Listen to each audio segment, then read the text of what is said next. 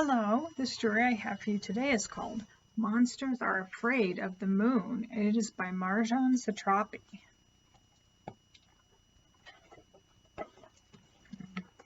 Look at that. Monsters are afraid of the moon.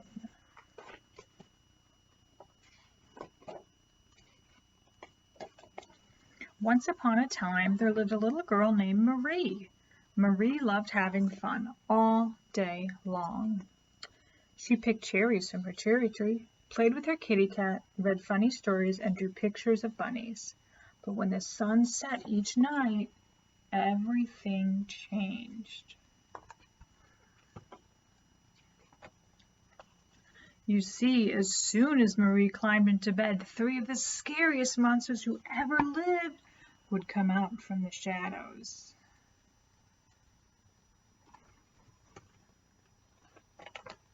The first scary monster would pinch her right on the nose, and the second scary monster would pull her hair, and the third scary monster would stick out his tongue and go cross-eyed.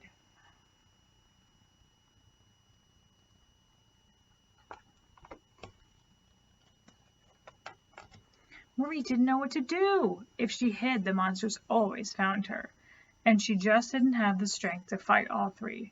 She had to come up with an idea. One night, Marie looked up and noticed that the sky was lit up by the moon. "Aha," she said to herself. "Since monsters only come out at night, they must be afraid of the light. I'll bring the moon into my room tonight, and they'll never bother me again." Do you think her idea will work?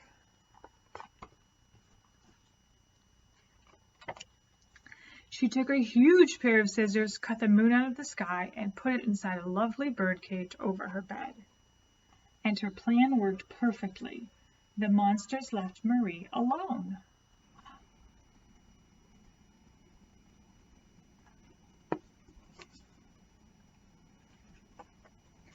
But out in the streets, the moon had disappeared, and suddenly all the cats in the village were in total darkness, and they couldn't see a thing. A lot of cats like to walk around at night.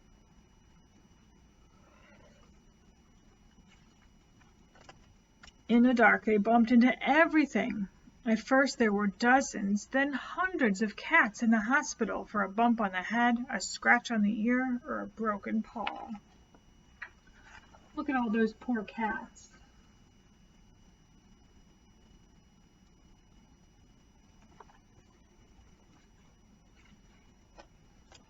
But the moon's disappearance made some creatures very happy. The rats, who were used to the dark sewers, were no longer frightened of the cats in the neighborhood. Look, they're singing and dancing. What do you think will happen? The rats became the kings of the streets, stealing treats from the market, gnawing at doors and walls, and yowling until the early morning. Soon, not only had the rats ruined the entire village, they had woken everyone up.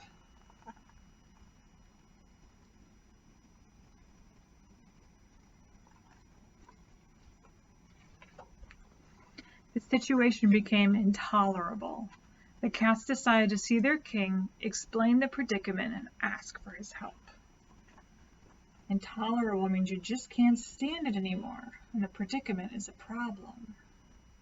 What do you think the Cat King will do?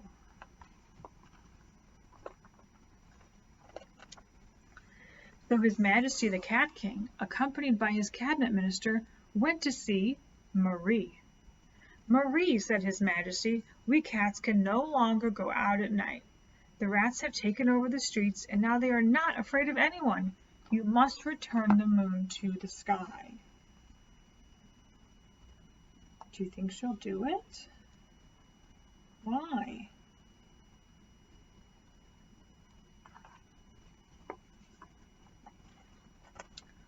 "But if I return the moon to the sky," Marie said, "are those horrible monsters going to come back?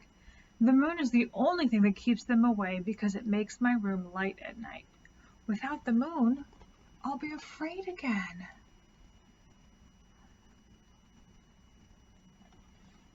The Cat King said the moon is not the only answer. Did you know that monsters are also afraid of cats?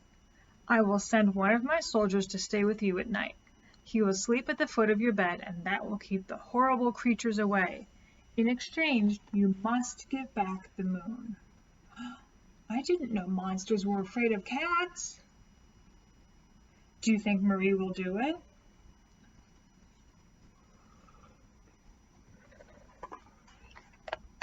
Marie thought for a moment, and then she agreed.